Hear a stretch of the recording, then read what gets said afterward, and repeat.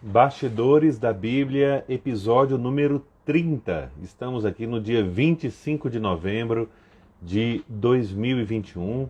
Então, boa noite a vocês que estão chegando. Sejam todos bem-vindos a mais um episódio dos Bastidores da Bíblia, que neste mês de novembro nós estamos refletindo sobre as últimas realidades, as últimas coisas, como se fala na doutrina cristã, dos novíssimos, daquilo que acontece a partir da morte, né?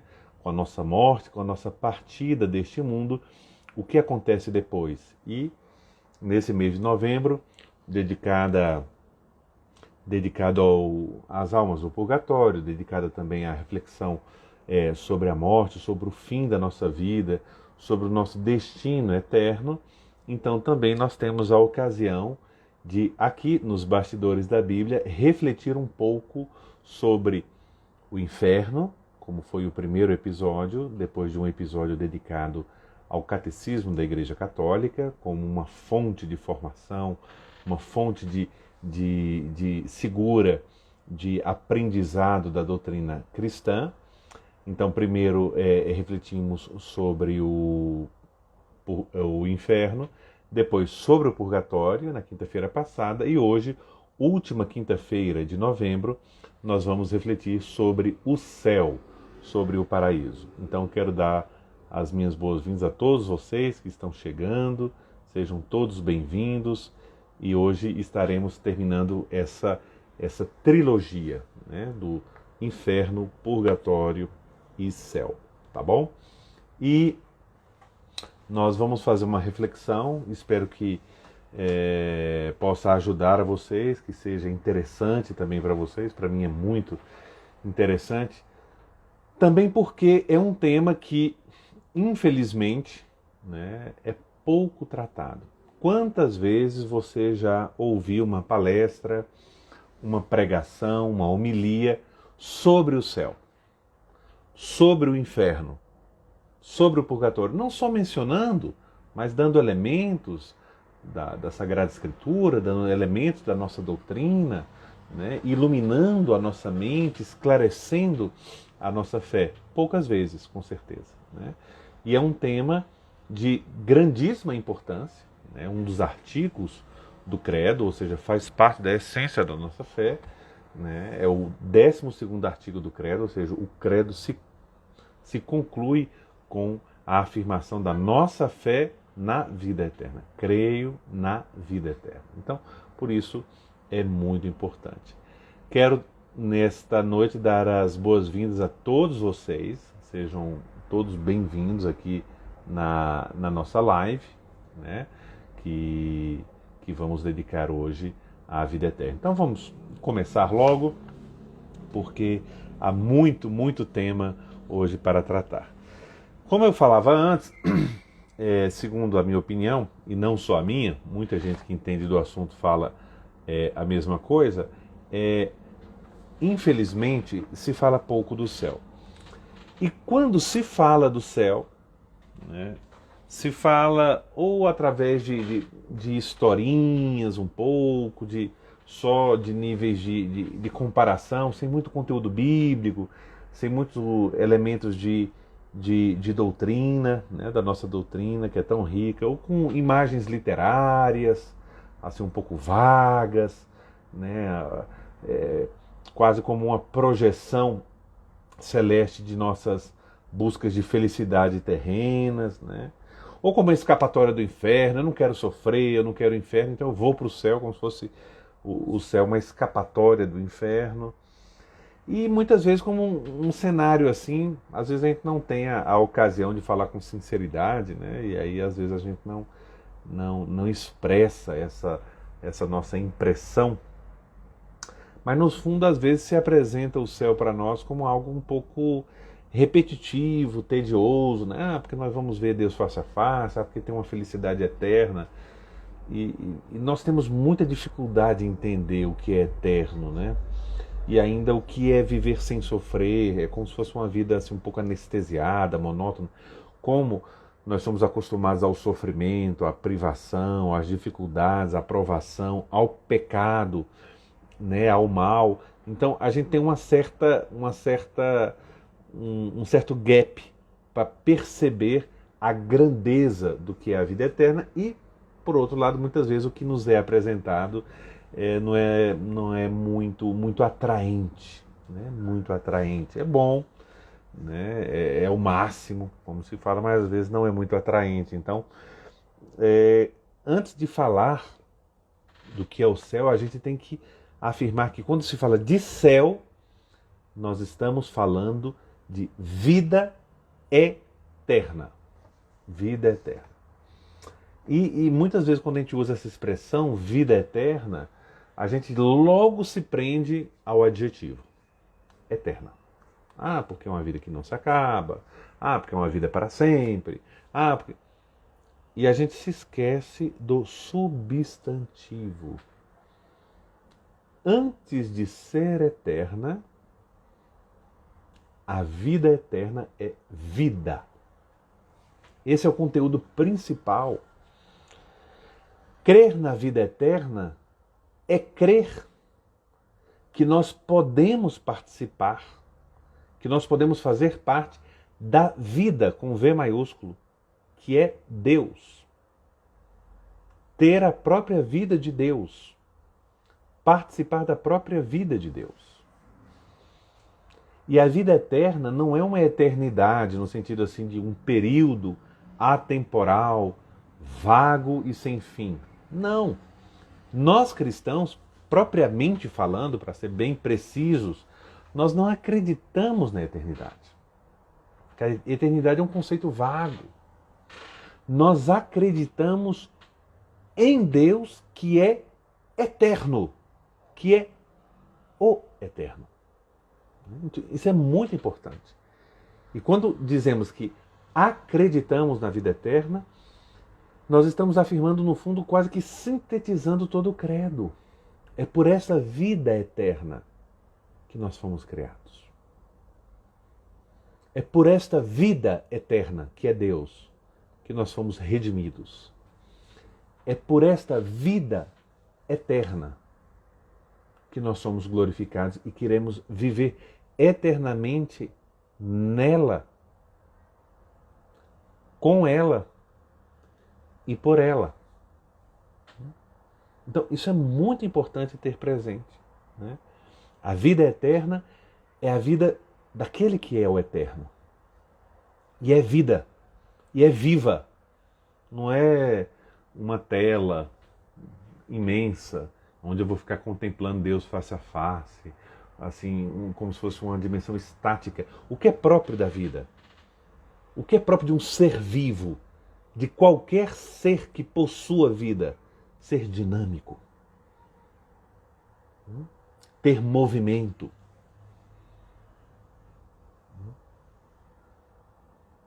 Ter, então, uma dinâmica interna e externa.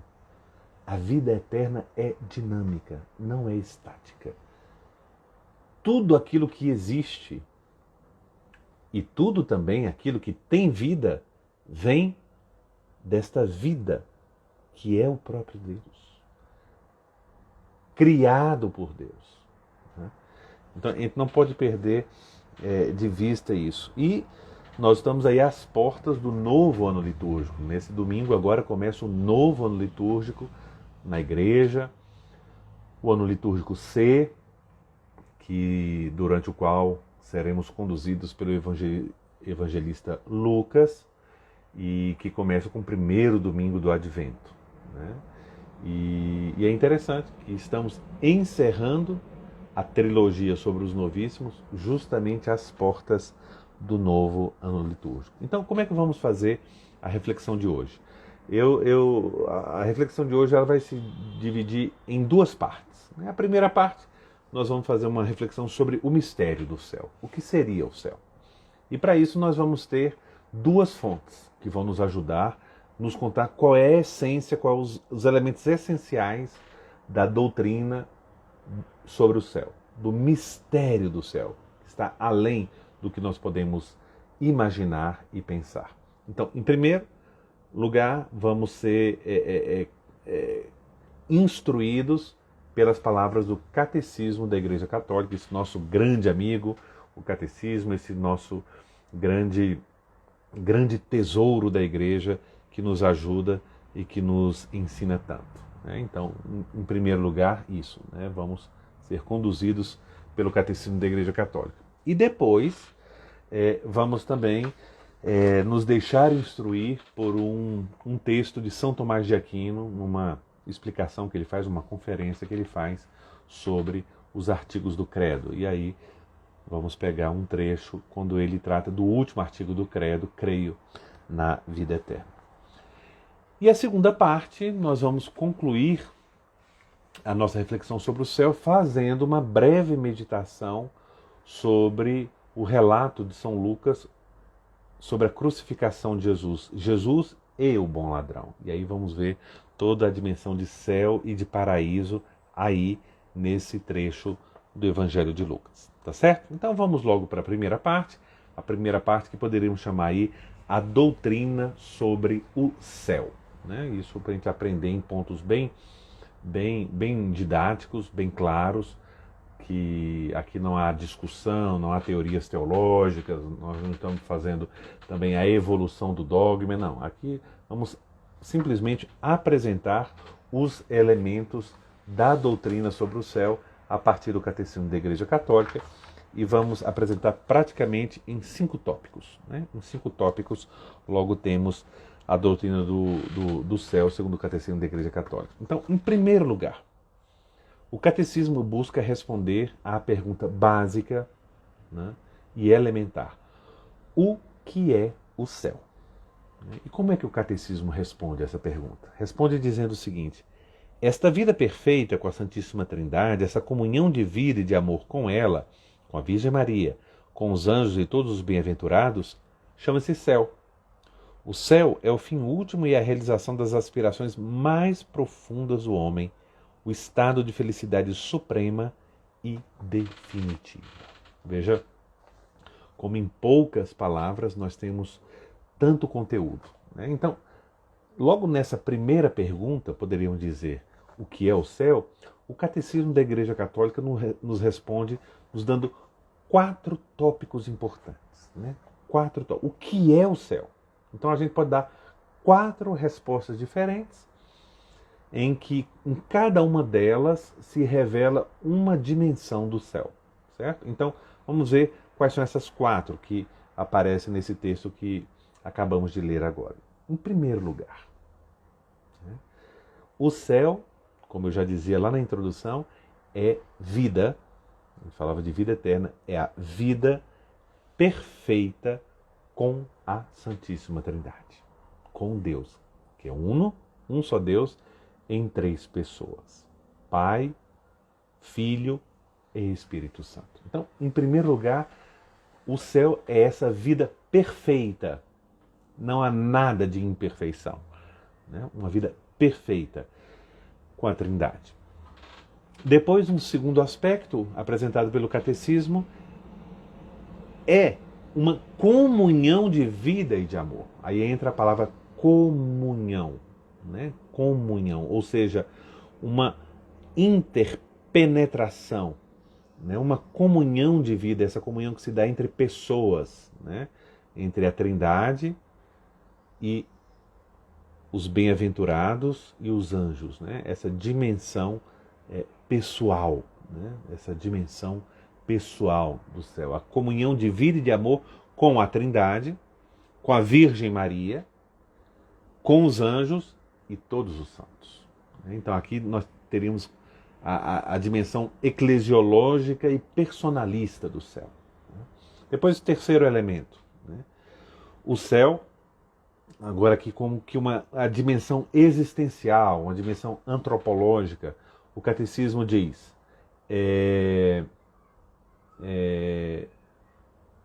o céu como fim último e a realização das aspirações mais profundas do ser humano. Então, o céu como finalidade da nossa vida. Fim, aquilo que o nosso coração busca. No fundo, quando quer felicidade, quando quer realização, essas aspirações mais profundas que alberga o coração humano, é ali que tem o seu fim último, que tem a sua realização cabal, é o céu. Fim último e realização das aspirações mais profundas do ser humano. Depois, nós temos, por último, 4 elementos dessa primeira pergunta, né, do catecismo. Fala do o céu como estado de felicidade suprema e definitiva. Esses 2 adjetivos são muito importantes. A felicidade, claro, como uma posse do bem, como uma posse de tudo aquilo de bom, né? de perfeito, de tudo aquilo que nós desejamos. Mas essa felicidade, ela é suprema, ou seja, essa felicidade do céu não tem nada acima dela, ela é suprema, né? Ela é o máximo, e definitiva. Isso dá um tom todo diferente a qualquer tipo de felicidade que nós podemos ter aqui nessa nossa vida terrena, né? Porque é justamente o contrário daqui. Ainda que as felicidades que nós podemos ter aqui, as alegrias que podemos ter neste mundo, elas já nos prenunciam, já nos preparam de algo, né, que nos faz imaginar o que poderia ser o céu. Mas o céu é supremo, né, e definitivo. Porque aqui, ao contrário, nesta vida, nenhuma felicidade, nenhuma alegria, nenhum prazer, nem é supremo. Ao contrário, muitas vezes a gente vai encontrando uma felicidade maior, uma felicidade de maior intensidade, mas que são passageiras também, não são definitivas, né? Então, essa é a primeira pergunta à qual o catecismo quer responder, né? O que é o céu? E aí responde com esses 4 elementos, né? A segunda pergunta que o catecismo quer responder, que é uma pergunta mais catequética e importante, já que nós estamos estudando desde 2 semanas aí o inferno, o purgatório e agora o céu.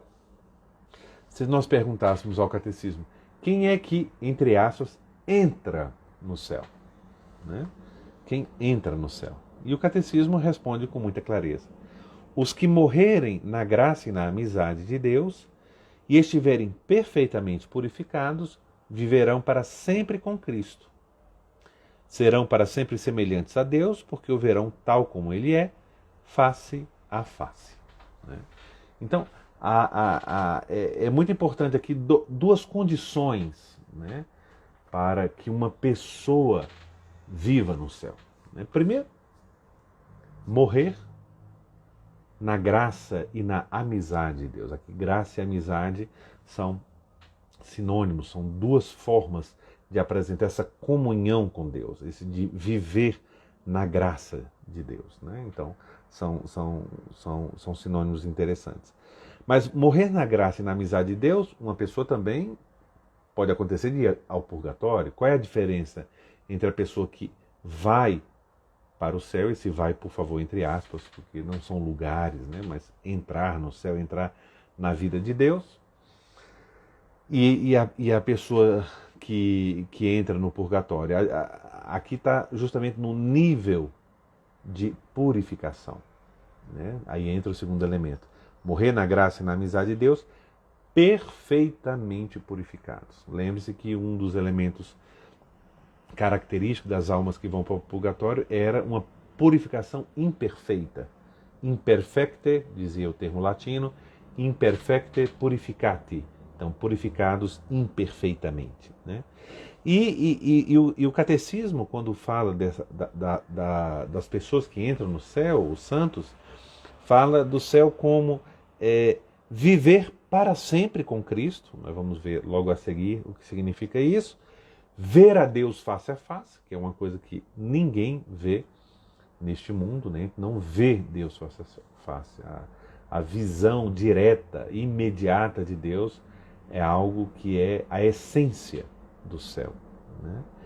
E o céu também como esse ser para sempre semelhante a Deus, entrar plenamente e eternamente nessa filiação divina, nessa semelhança de Deus, é mergulhar plenamente na graça de Deus, né? Isso é muito importante, né? Alguém está dizendo que está sem som? É verdade? Vocês estão me escutando? Está sem som? Eu queria só saber se não, se vocês estão me escutando. Boa noite.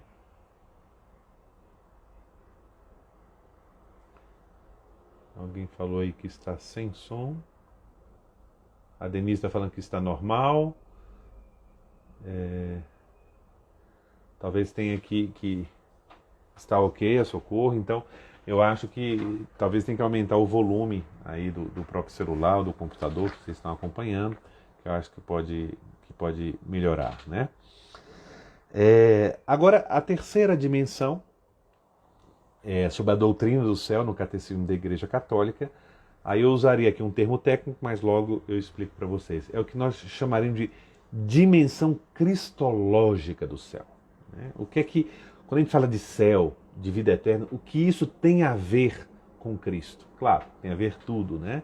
Mas é muito importante ver o céu a partir de Cristo, né? Porque às vezes a gente fala de Deus Pai, e às vezes o caráter cristológico de Cristo fica um pouco perdido, né? Eu leio aqui algumas partes do catecismo sobre isso, a dimensão cristológica do céu. Diz o seguinte: viver no céu é estar com Cristo. Os eleitos vivem nele, mas nele conservam, ou melhor, encontram a sua verdadeira identidade, o seu nome próprio. Diz Santo Ambrósio, porque a vida consiste em estar com Cristo. Onde está Cristo, aí está a vida, aí está o reino. Pela sua morte e ressurreição, Jesus Cristo abriu-nos o céu. A vida dos bem-aventurados, quando fala que bem-aventurados são santos, né? A vida dos bem-aventurados consiste na posse em plenitude dos frutos da redenção operada por Cristo, que associa a sua glorificação celeste àqueles que nele acreditaram e permaneceram fiéis à sua vontade. O céu é a comunidade bem-aventurada de todos que estão perfeitamente incorporados por ele, né? Incorporados nele. Então, a partir desse texto do Catecismo, poderíamos nos perguntar, agora que podemos aprofundar mais um pouco, né? Propriamente, o que é o céu? E vamos descobrir que a pergunta está mal colocada. O que é o céu? Talvez essa não é a forma melhor. Ao invés de perguntar o que é o céu, deveríamos perguntar quem é o céu. Quem é o céu? O céu, então, é Deus. O céu, então, é Cristo. O céu, então, é o Pai, o Filho e o Espírito Santo. O céu não é um local, ou um depósito, ou um ambiente. O céu é entrar definitivamente em Deus. Um escritor do século XVII, o cardeal Bérulle, grande expositor da escola francesa de espiritualidade, dizia que Cristo é o próprio paraíso, né? Então, o céu é Deus. Ir para o céu é entrar definitivamente em Deus. Não é um lugar. Como o inferno também não é um lugar. Porque para eu ir para um lugar, eu tenho só que me deslocar, mesmo que seja longe. Eu quero ir para Marte. Eu quero ir para a Lua. São locais. Pode ser difícil o deslocamento, mas se eu me deslocar, eu me torno presente naquele lugar. O céu não é um lugar.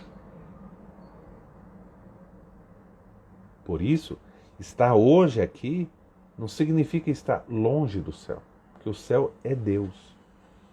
E quando o que chamamos de céu, de vida eterna, é entrar eternamente, para sempre, definitivamente, em Deus e viver nessa comunhão de vida com Deus e com os irmãos, né? Com os irmãos bem-aventurados que são a Virgem Maria, os anjos e os santos.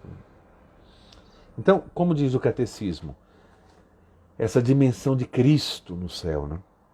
Viver no céu é estar com Cristo. Então, viver esta vida com Cristo já é começar o céu. Toda comunhão com Cristo, toda participação da Santa Missa é entrar na dinâmica do céu. Viver os mandamentos de Cristo na alegria da fidelidade é viver já os primeiros passos do céu. Por isso que a doutrina da igreja sempre falou da Eucaristia como antegozo, da vida eterna, prenúncio da vida eterna, onde se começa a experimentar quase que um aperitivo da vida eterna. Cristo, por sua morte e ressurreição, é que nos abre o céu. Justamente com o mistério pascal de Cristo, que o céu é aberto para nós. E a vida dos santos é tomar posse plenamente e definitivamente desta vida eterna.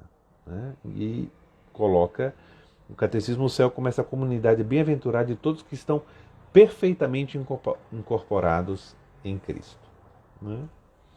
Depois, nós temos uma observação interessante, que eu já tratei disso um pouco na live passada. A gente nunca pode esquecer que o conhecimento que nós temos de Deus sempre é limitado. Então, desde o conhecimento terreno que nós temos de Deus, nosso conhecimento de Deus,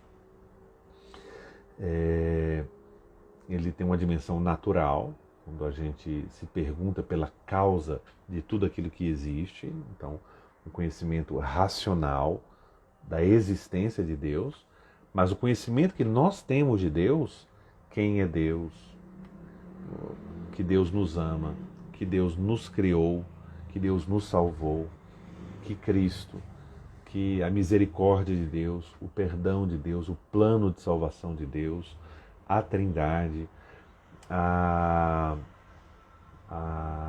vocação da Virgem Maria, a Igreja, os sacramentos, os mandamentos, a graça. Então, tudo isso são conhecimentos que nós não temos naturalmente, que nós recebemos pela fé. E nós acreditamos como sendo verdadeiro porque quem nos transmitiu não mente. Que é Cristo, que transmite aos seus apóstolos, e os apóstolos que transmitem à geração dos cristãos da época e que vai passando isso do sucessor dos apóstolos ao sucessor dos apóstolos até hoje. Essa fé nós recebemos.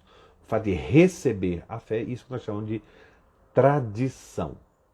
Tradição. Essa fé viva, esse conhecimento vivo de Deus, essa vida em Deus que nós recebemos por meio da igreja, por meio da igreja, por meio de tantas e tantas pessoas fiéis que chega até nós. Mas, na vida eterna, nós conheceremos a Deus face a face, mas não temos capacidade de ver Deus face a face. Primeiro, não vamos ter nem os olhos, porque nós estamos, depois da morte, antes da ressurreição dos mortos, da carne, então no fim dos tempos, as duas únicas humanidades ressuscitadas que nós temos no céu é Jesus Cristo e a Virgem Maria. Então, a visão que nós vamos ter de Deus é uma visão, porque nós estaremos em condição imperfeita ainda, a alma separada do corpo, ela é imperfeita. A alma não foi feita para viver separada do corpo. Nós somos pessoa humana e a pessoa humana ela depende dessa unidade corpo e alma. Essa unidade de corpo e alma, essa unidade pessoal, ela vai ser restabelecida na ressurreição dos mortos no fim dos tempos. Então é a recomposição da unidade pessoal. Mas no céu, para nós vermos Deus face a face, para termos capacidade de enxergar a Deus, de contemplarmos a Deus, Deus nos capacitará com isso, com uma graça. Essa dimensão que é a essência do céu, que é a visão beatífica, é a visão face a face de Deus, os teólogos chamam de lumen gloriae, a luz da glória, que nos será concedida para termos capacidade espiritual e intelectual de contemplar a Deus. Então, só para dizer que tudo que existe no céu, inclusive esse conhecimento imediato de Deus, ultrapassa todo conhecimento humano e toda capacidade humana. Diz o catecismo, esse mistério de comunhão bem-aventurada com Deus e com todos os que estão em Cristo ultrapassa toda a compreensão e toda a representação. A Sagrada Escritura fala-nos dele por imagens: vida, luz, paz, banquete de núpcias, vinho do reino, casa do Pai, Jerusalém celeste, paraíso. Por isso que São Paulo diz, aquilo que nem os olhos viram, nem os ouvidos escutaram, nem jamais passou pelo pensamento do homem, Deus o preparou para aqueles que o amam. Né? E continua o catecismo, em vista de sua transcendência, Deus não pode ser visto tal como é, senão quando ele próprio abrir o seu mistério à contemplação imediata do homem e lhe der a capacidade para o contemplar. Esta contemplação de Deus, na sua glória celeste, é chamada pela Igreja visão beatífica. Né? Então isso é um elemento muito importante, porque a gente acha que as coisas são automáticas, a gente morreria, então já está... Não. No céu seremos capacitados, porque algo está absolutamente acima da capacidade humana, porque a capacidade humana de conhecimento, ela depende da dimensão sensorial, sensitiva, né? E Deus está acima dos sentidos e, por outro lado, também, sem o corpo, nós temos uma deficiência nessa nossa dimensão de conhecimento, porque não temos a dimensão corporal unida. Né? Claro que isso aqui tem elementos de metafísica que não temos como tratar deles aqui agora. Por fim, o Catecismo da Igreja Católica, nessa apresentação da doutrina do céu, traz uma informação muito interessante, falando aqui, dizendo aqui de uma dimensão da vida no céu que pouco se fala, né? Porque a gente, em geral, a gente trata de que a pessoa que é discípulo de Cristo, aquela pessoa que busca Cristo, que busca a santidade, então ela busca fazer a vontade de Deus para agradar a Deus e assim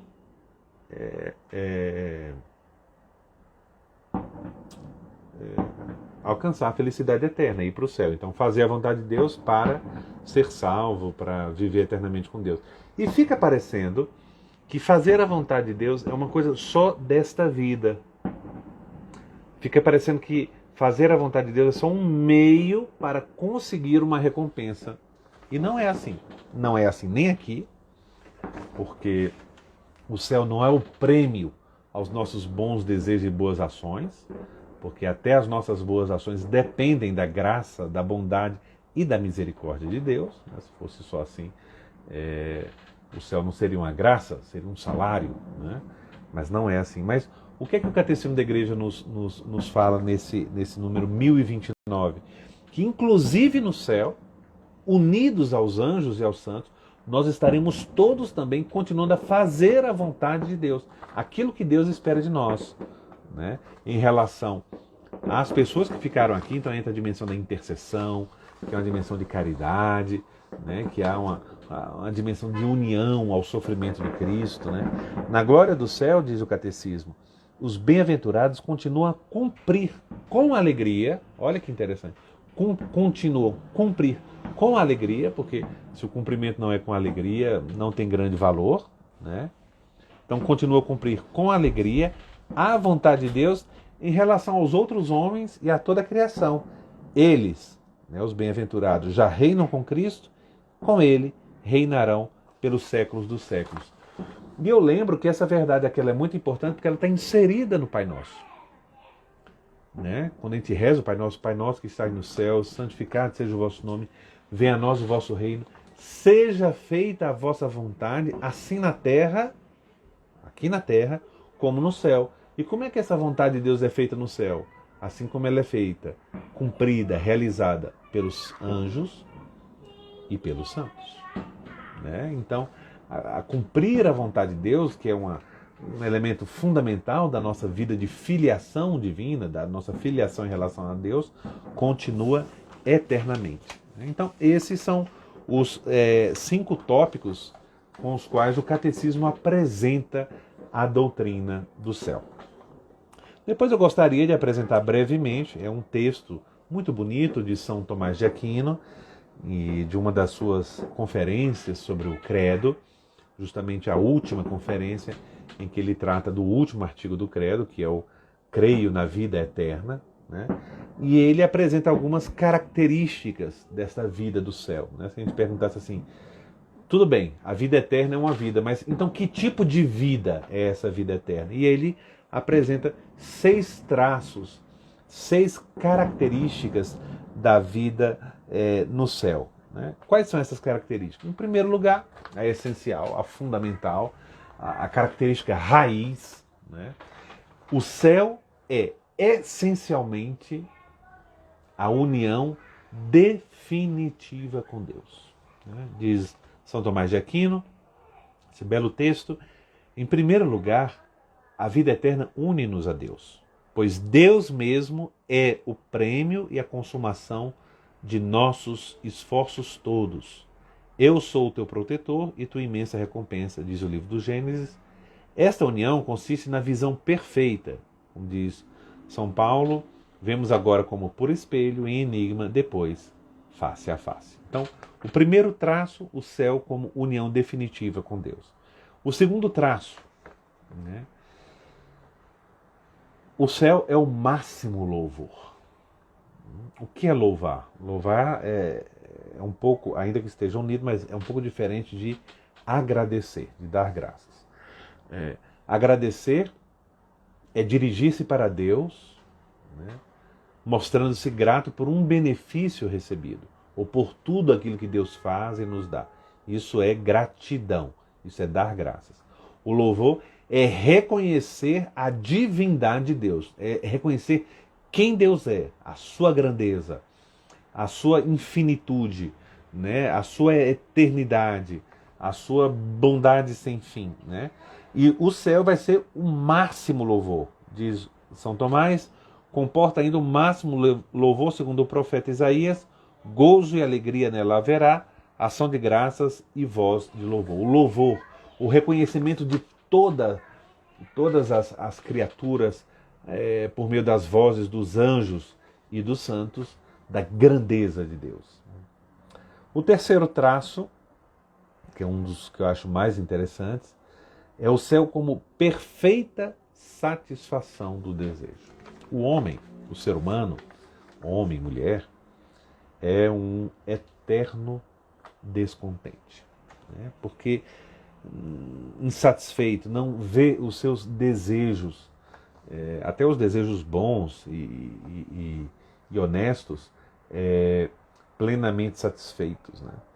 E aqui São Tomás coloca algo interessante, muito interessante sobre o céu. Ele diz, e também, falando do céu, é a perfeita satisfação do desejo, porque lá, cada bem-aventurado, cada santo terá muito além do desejado e esperado. Ou seja, Deus nos dará muito mais do que nós desejamos e esperamos. Então, no céu teremos muitas boas surpresas. Continua São Tomás, a razão está em que, nesta vida, primeiro, ninguém pode contentar perfeitamente o seu desejo. Não é verdade? E criatura alguma sacia o anseio do homem, né? Todo prazer, toda realização do desejo, ou é imperfeita, ou é temporária. Mas, continua São Tomás dizendo, só Deus sacia o desejo humano e o excede infinitamente. Olha aqui, quer dizer, que Deus não só sacia, mas ele vai exceder, eu vou usar até um verbo mais forte, ele vai exagerar infinitamente, vai estar sempre acima do que nós queremos, do que nós esperamos, do que nós almejamos e desejamos. Então, supera totalmente. Por isso, o ser humano não descansa senão em Deus, onde tem o seu desejo, de fato, as nossas angústias, os nossos medos, né, os nossos temores, as nossas preocupações, todas geram em torno dos nossos desejos.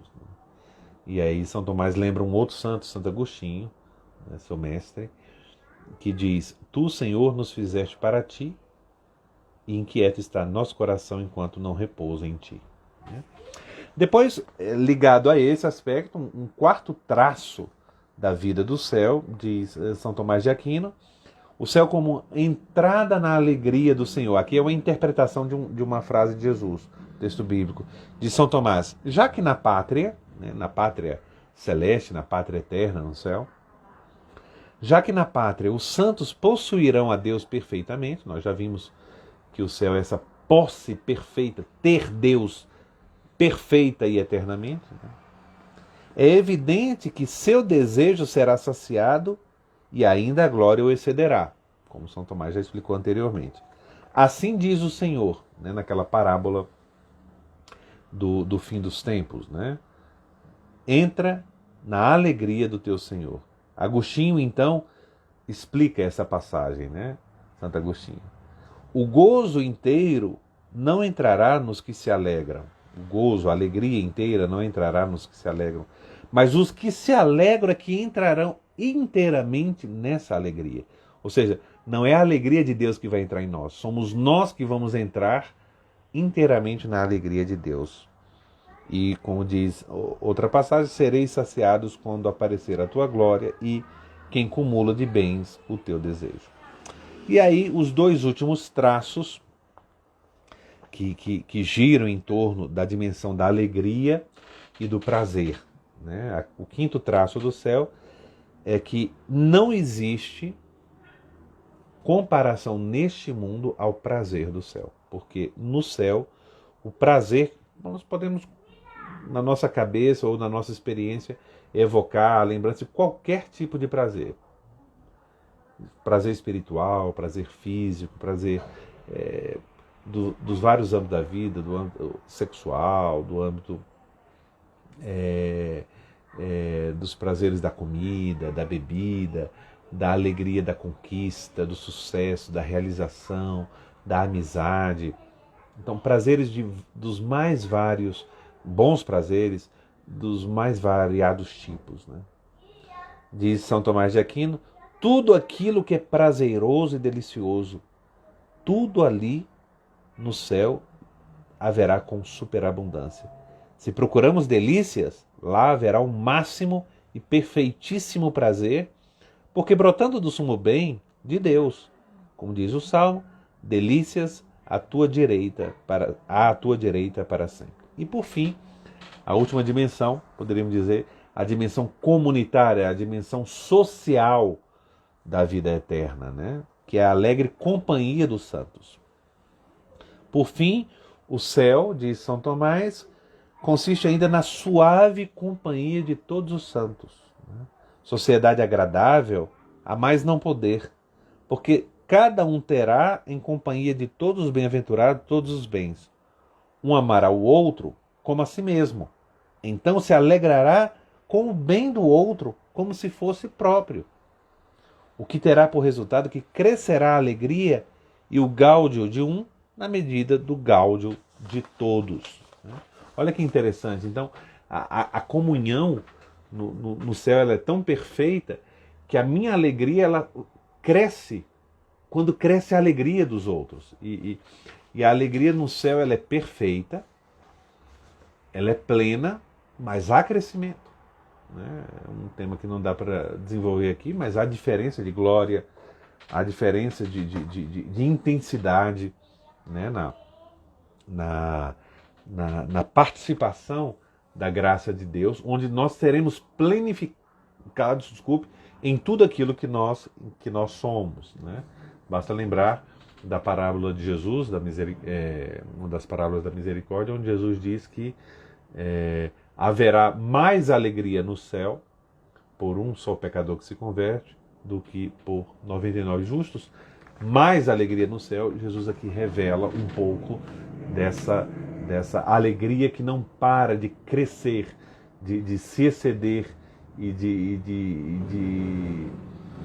ser assim como uma realidade dinâmica. Vamos dizer assim, o céu não é um lugar parado, elitista, fechadinho. Não, um lugar parado, monótono, individualista, fechado, solitário, é o inferno. Não é o céu. O céu é uma festa, né? Uma festa constante. Né? E o tempo já está avançando, né? Vamos terminar então com essa segunda parte, que é uma breve reflexão sobre um texto do Evangelho, né? Já que nós evocamos aqui algumas dimensões bíblicas do céu, mas aqui eu acho um texto muito interessante, que é uma meditação sobre o céu do bom ladrão, ou sobre, eu chamaria aqui, o paraíso no alto do Gólgota. Né?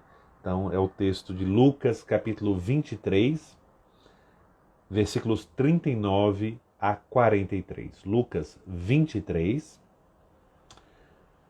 versículos 39 a 43. Vou ler aqui a passagem para vocês. Ora, um dos malfeitores que tinham sido crucificados insultava-o, dizendo: Não és tu o Messias? Salva-te a ti mesmo, e a nós também. Mas o outro, tomando a palavra, repreendeu-o.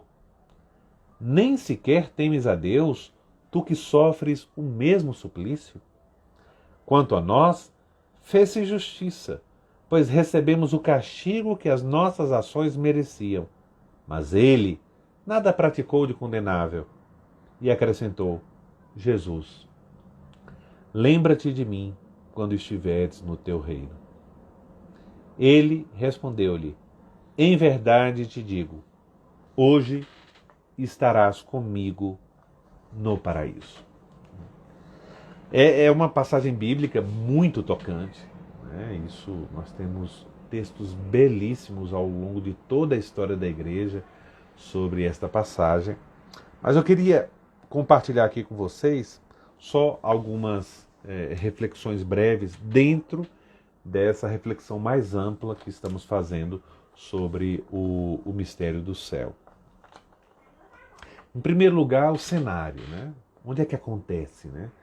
Isso acontece justamente naquele morro onde Jesus foi crucificado com esses dois malfeitores, né? O morro ali, a colina do Gólgota, do Calvário. Estamos justamente na sexta-feira santa. E temos esses três crucificados, né? Jesus, depois esse malfeitor mau, né, que não se converte, pelo menos aqui no texto bíblico, que a tradição atribui o nome de Gestas, ou Gestas, né? E o outro, né, esse é o mau ladrão, depois o bom ladrão, que a gente chama, por causa da sua fé, chamado Dimas. Então nós temos esses três crucificados, né, no centro Jesus, e depois Gestas e Dimas. Né? Nesses três crucificados, uma coisa muito interessante que dá para refletir, são três atitudes diferentes diante do sofrimento. Quem acha que o sofrimento é uma coisa boa, que o sofrimento serve para purificar, que o sofrimento serve para mudar as pessoas, que a pessoa precisa sofrer para se converter, porque o sofrimento aproxima de Deus, não meditou sobre a paixão de Cristo. O sofrimento pode ser, esse pode bem grifado como possibilidade, pode ser uma ocasião da pessoa encontrar a Deus. Pode ser uma ocasião de ela se converter, quando o sofrimento se casa com o amor. Se casa com a fé.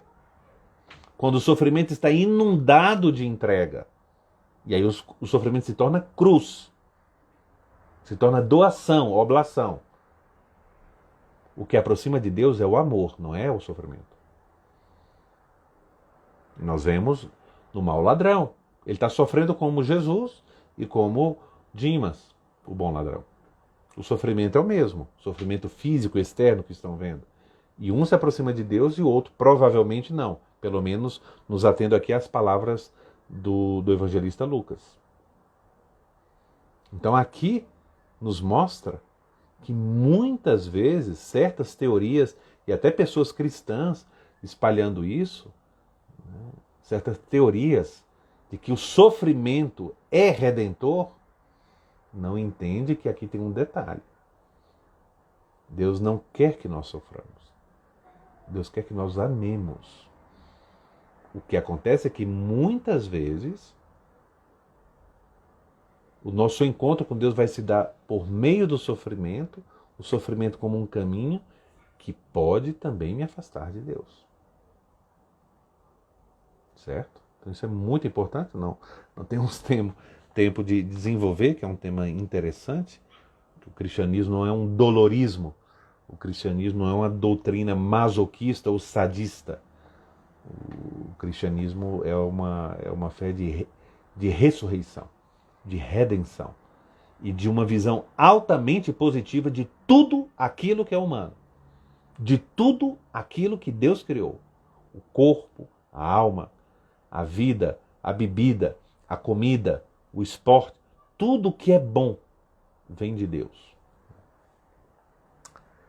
Então, isso é muito importante, né? Essa atitude diferente diante do sofrimento. Então, o mau ladrão está aqui com revolta, deboche, descrença. Dimas, por outro lado, não sabemos o caminho interior que ele fez para chegar a esse ponto, mas mostra uma atitude de humildade, de verdade, de consciência da justiça, de autorresponsabilidade, né? De conversão. E então ele faz esse pedido bonito, né? O outro, debochando, pede a Jesus: salva-nos. Dimas não tem nem essa altivez de pedir a salvação. Ele pede simplesmente que Jesus se lembre dele. Aqui é um tema muito importante em toda a Sagrada Escritura, que é próprio da pessoa que acredita em Deus não suportar imaginar que Deus se esquecesse dele, né? Então, que se lembre, né? É a plena confiança numa pessoa. Só peço que se lembre de mim, né? E nem faz um pedido para agora, para hoje, quando estiveres no teu reino. Reconhece Jesus como rei, reconhece que tem um reino, que tem outras pessoas envolvidas. O pedido de Dimas não é egoísta. Ele pede para si, mas para entrar numa família, para entrar num reino, né? Num reino. E é interessante, né, que a resposta que Jesus dá, né? Em verdade te digo, hoje estarás comigo no paraíso. Se Dimas está cheio de paciência em meio de um sofrimento, a palavra de Jesus é forte. Primeiro, hoje. Aqui está falando quem é dono do céu. Aqui está falando, melhor ainda, aquele que é o céu.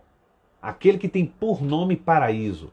Por isso ele fala, hoje mesmo estarás comigo. Porque agora estás comigo. Estás aqui na cruz comigo. Por isso estarás comigo na glória.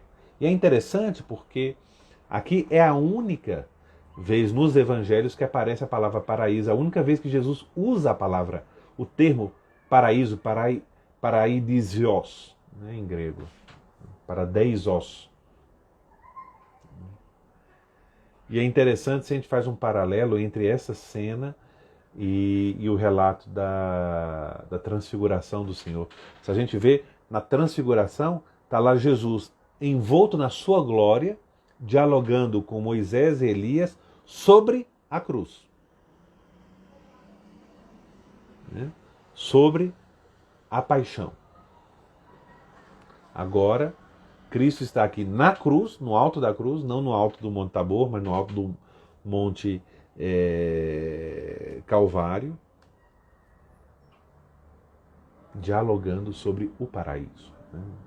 Um paralelo paradoxal. Né? E diz comigo no paraíso. Porque esse é o paraíso, estar com Cristo. Na cruz, num pedido de amor, cheio de fé, de abandono e de arrependimento. Aquele ladrão ganhou o céu, ganhou a vida eterna. Isso é um texto de muita esperança para nós que somos pecadores, que somos pequenos, que por nada merecemos o céu. Todos os dias pedimos isso ao Senhor. Lembra-te de mim, Senhor, quando estiveres no teu reino. Lembra-te de mim hoje. Lembra-te dos meus irmãos, da minha família, dos meus amigos, né? É uma grande ejaculatória, uma grande oração, né? Então, era isso que eu queria oferecer a vocês, um pouco reflexão sobre alguns aspectos sobre o céu, né? Sobre essa vida que será, que é o nosso verdadeiro destino. Nós fomos feitos para o céu. Nós fomos feitos para Deus, né? Aquela frase que São Tomás acabou de nos lembrar de Santo Agostinho. Tu, Senhor, nos fizeste para ti. Fomos feitos para ti. E inquieto está o nosso coração enquanto não repousa em ti, né? Em ti. Então, com isso, a gente termina o mês de novembro aqui dos Bastidores da Bíblia.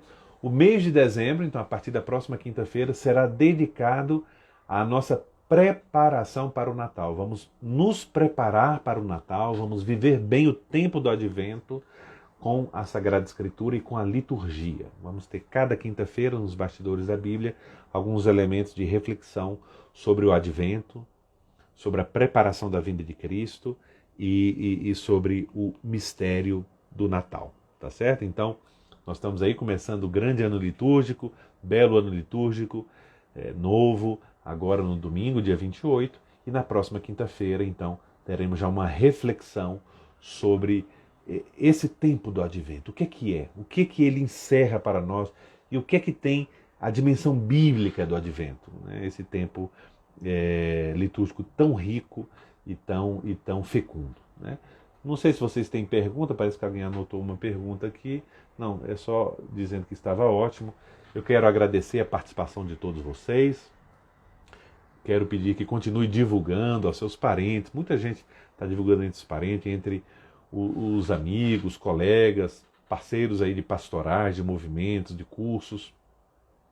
Partilhar as nossas lives também. Todos os vídeos das lives estão aqui no meu perfil do Instagram e também no meu canal no YouTube. Estão lá todos, quem quiser assistir. Um rapaz me escreveu essa semana dizendo: agora eu fiquei muito tempo sem assistir aqui as lives do Senhor, então estou maratonando e estou adorando. Então sejam